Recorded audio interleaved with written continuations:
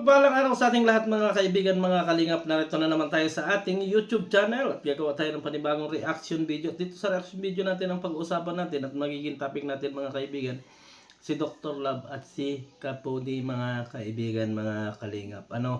Yan po ang ating topic for today.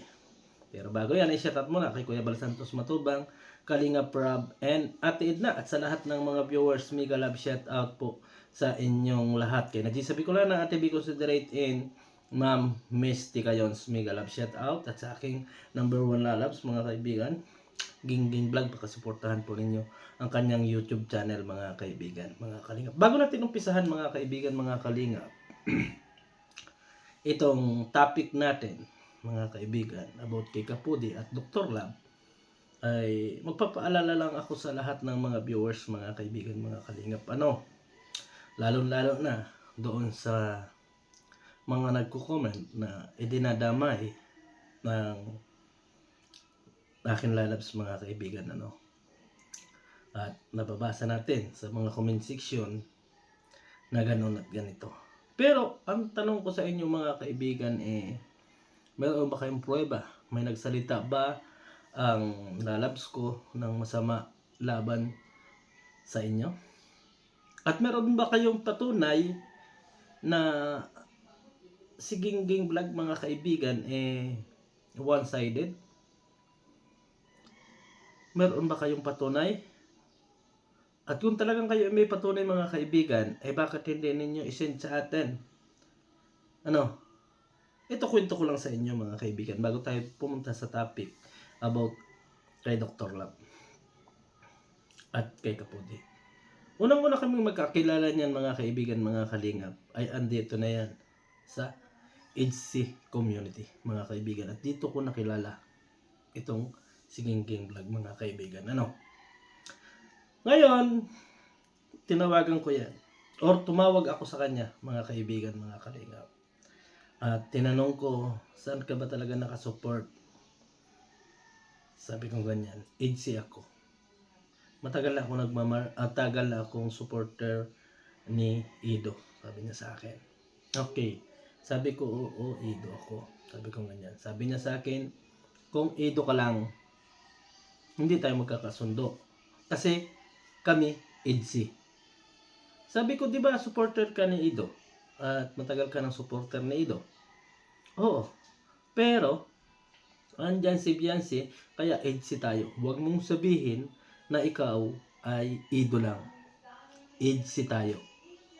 Kaya po mga kaibigan, mga kalingap, yung mga ikino-comment ninyo na idinadamay si Gingging Vlog sa mga ganyang usapin, abay magbigay kayo ng pruweba sa akin at baka kayo ay nabibigla mga kaibigan. Alam natin sa kanyang mga live at sa kanyang mga nagiging topic ay wala po siyang nagagawang komento or hindi siya nagre-react sa mga bagay-bagay mga kaibigan at hindi siya gumagawa ng issue. Bakit nyo idinikit kay Kapudi mga kaibigan? Bakit? Bakit nyo pilit inididikit kay Kapudi? Magkaiba po sila mga kaibigan. Magkaiba sila. Andyan sila sa Singapore, pare-pare silang nagmamarathon. Pero, ang masasabi ko po sa inyo, EDC po siya. Hindi po siya one-sided na masasabi ko sa inyo. At kung kayo may patunay, bibigay nyo sa akin. Pero kung wala at haka-haka lang yun sa inyo, hindi maganda yan mga kaibigan, mga kalingap. Ayusin nyo. Kasi hindi magandang biro yan mga kaibigan, mga kalingap. Kasi yan tao na yan, ayaw niya ng toxic. So, dumako na tayo sa ating pag-uusapan mga kaibigan about nga dito kay Kapudi at Dr. Love. Ayun nga, at pinangalanan na ni Dr. Love yung one-sided. Pero ang nagtataka ako na bakit Dr. Love, pinangalanan mo si Kapudi na isa sa one-sided at wala nang iba at yung mga tita. Bakit hindi mo tinukoy Dr. Love yung lahat ng mga one-sided na sinasabi mo? Para sa ganun, malaman natin o malaman ng mga viewers kung sino ang one-sided talaga At para makapagpaliwanag din sila doon sa mga bagay-bagay na sinasabi mo na naging one-sided, at ipaliwanag mo kung bakit sila naging one-sided sa iyong pagkakaalam. 'Di ba? At kahapon nga mga kaibigan ay nag-live si Dr. Lab, nandun tayo. At ang naging topic niya ay si Kapudi. Nandun na rin naman si Kapudi hanggang sa dumating yung time na si Kapudi ay nag-post na sa kanyang Facebook na stop na sa update sa EDC.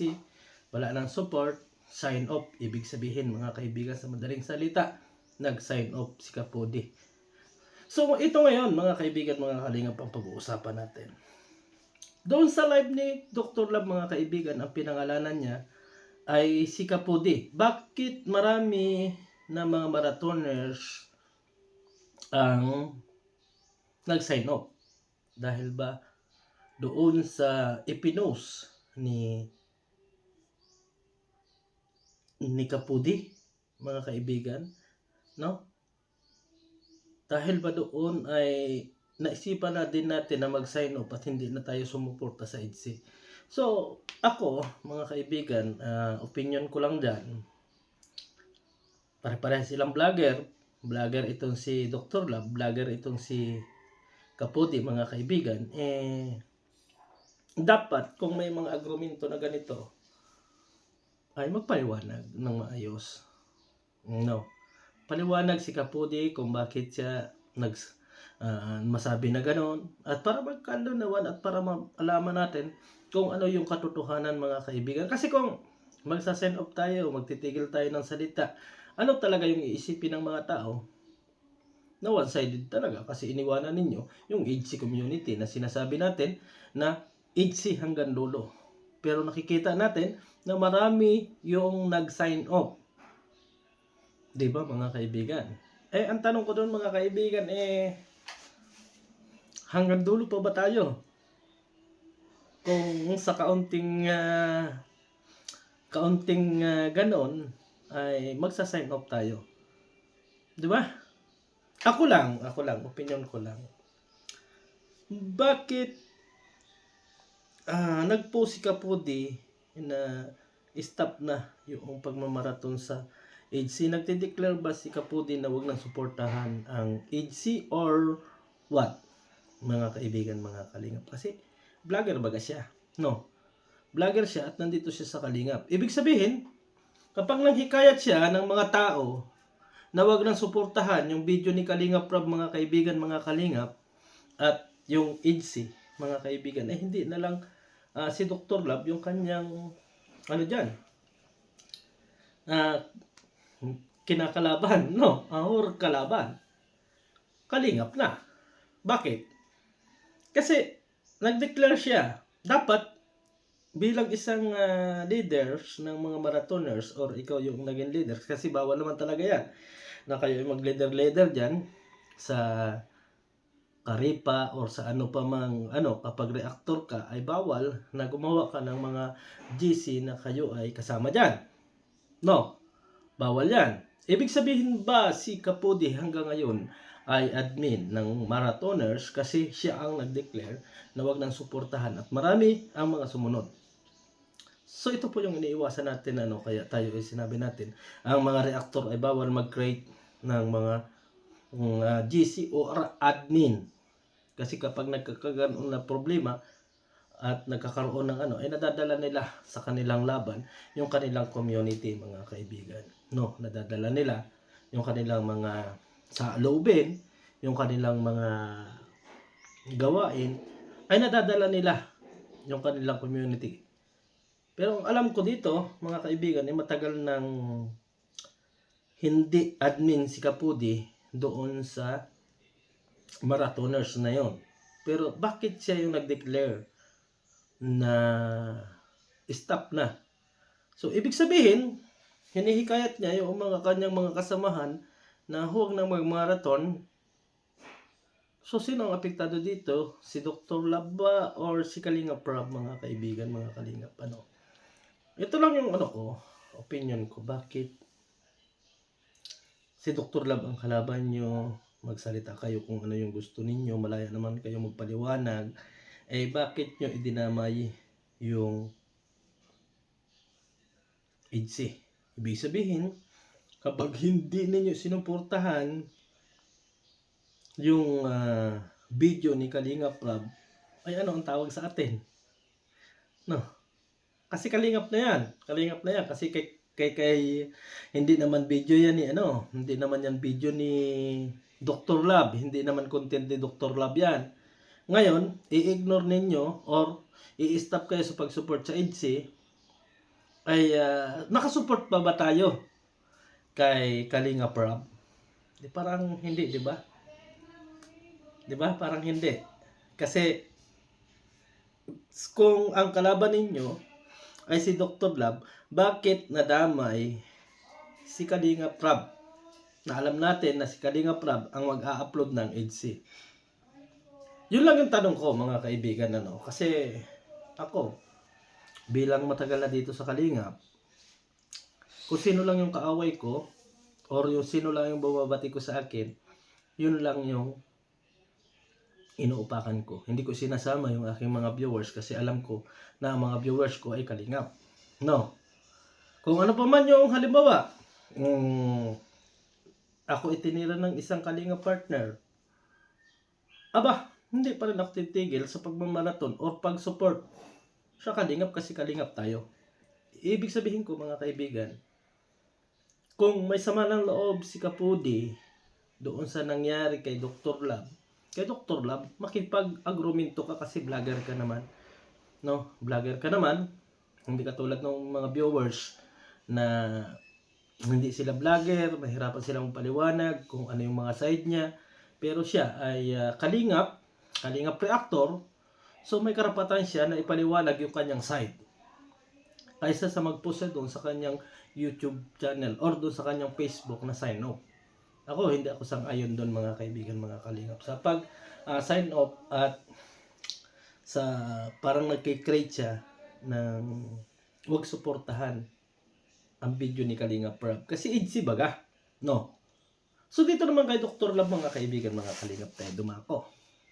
Dok, ipaliwanag mo rin siguro kung bakit nasabi mo na naging one-sided itong si Kapudi. At nasabi mo na yung grupo ni Kapudi ay one-sided. Sino-sino ba ang talagang sinasabi mo na one-sided at napakarami nga nang sinabi mo na marami yung mga one-sided pero isa lang ang pinangalanan mo. So dito, Dok, sigurado ko sa iyo na marami yung nagagalit sa iyo, marami yung nag-aano sa iyo. Pero ang tanong ko, ano ang patunay mo na itong si Kapudi or si Kapudi, mga kaibigan, at yung mga titas na sinasabi mo ay one-sided lang at makaido? No. Siguro maririnig natin yan sa kanyang live streaming o sa statement ni Dr. Lab, mga kaibigan. Kasi wala na. Nabaling yung usapin dito kay Dr. Lab at Kapudi. Kung kahapon, mga kaibigan, ay GP2 Dr. Lab, ay na-twist ang laban.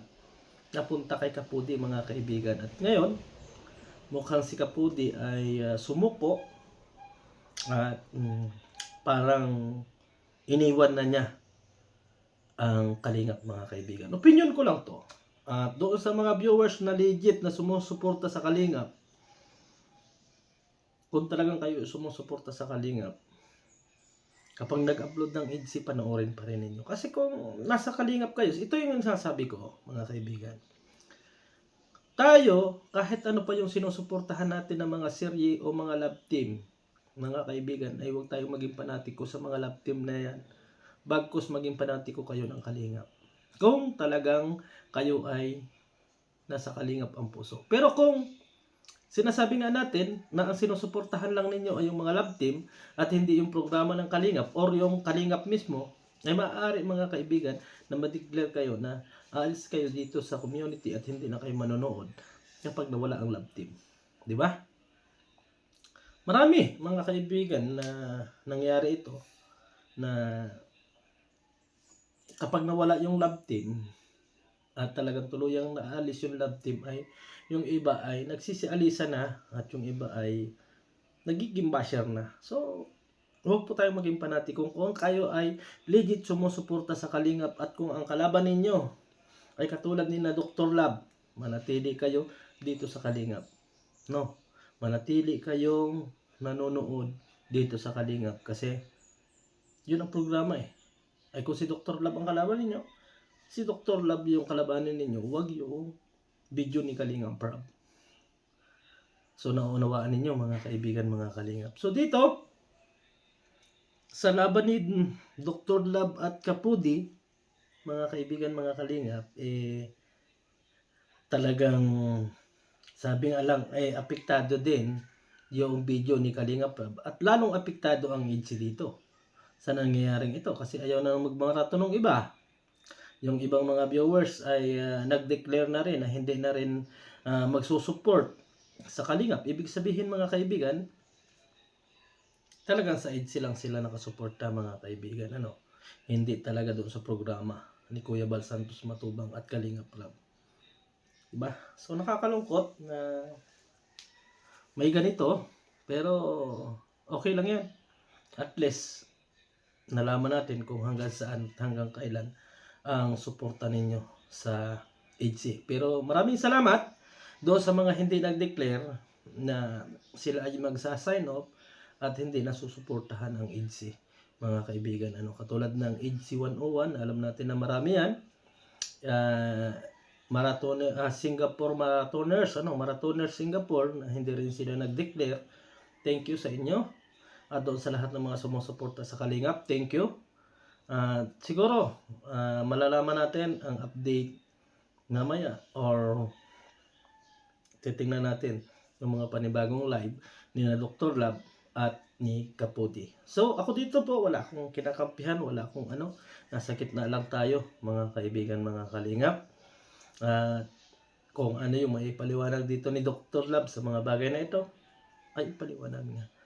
Kasi kung siya may mga hawak na resibo laban dito kay Kapudi, yung sinasabi niya na may kausap si Kapudi dyan, may mga contacts siya dyan, so mas maganda na malaman natin kung ano ba talaga yung katotohanan, mga kaibigan. Kasi kung okray lang yan, ay